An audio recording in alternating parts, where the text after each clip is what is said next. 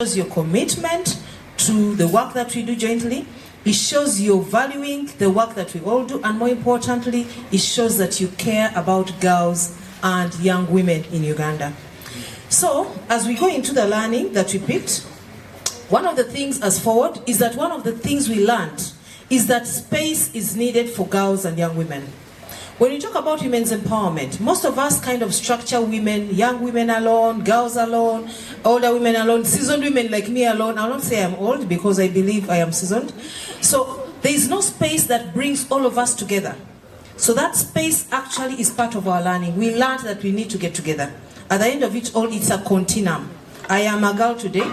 Tomorrow I'll be a young woman. The next day I'll be a youngish. The other day I'll be older. But the issues we deal with are similar, but also we need to create a continuum.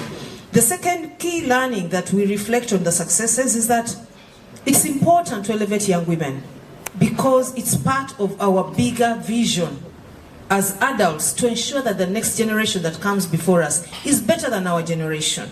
Actually, it's an obligation that we have. Then the third one, I do not know how many mentors and mentees I got. I'm also even being mentored from that festival.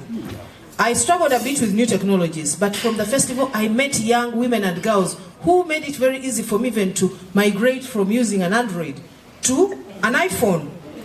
Yes, I have to admit, because it's about allowing to say I am powerless. It's vulnerability is okay for me as a feminist. So I now migrated to say I am happy to use an iPhone because I struggled with the conforming. You know, iPhone gives you a box somewhere where you have to operate.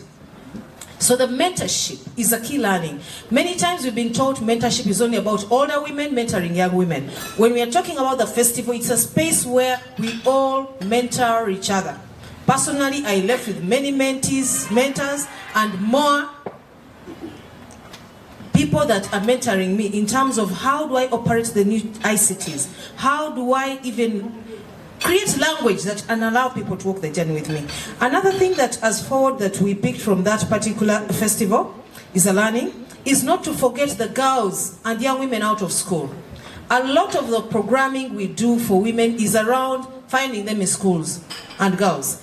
One of the things that was very clear, there were many young women and many girls, just like my sister here says, who are working in the informal sector, who are doing vendoring, who are running small businesses, who are helping their mother with a boutique, but also being responsive and taking accountability that we let ourselves down during COVID, that our girls got pregnant. In other words, it's a space that allowed us to start bridging that divide and not splitting women and girls because some are in school and others are not in school. Another key learning is that we got a space to break the silences around the issues that affect our girls. We talked about teen pregnancies, we talked about the feminization of poverty. Girls are poor. Women are poor as a constituency, but within women, girls are poorer. And when they're poor, we have challenges. And then also talking about issues around education, issues around the use of art and creativity to reach out, but even also to inspire them.